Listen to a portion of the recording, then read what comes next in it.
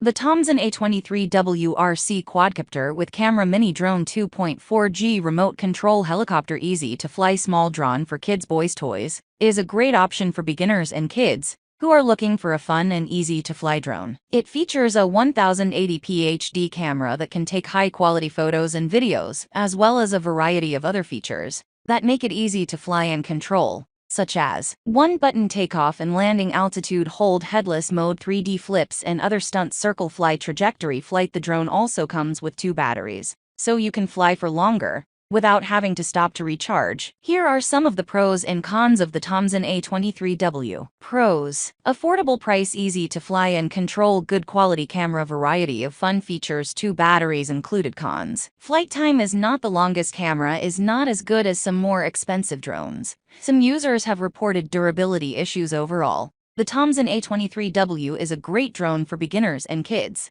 who are looking for a fun and easy to fly drone with a good quality camera. It is also a good value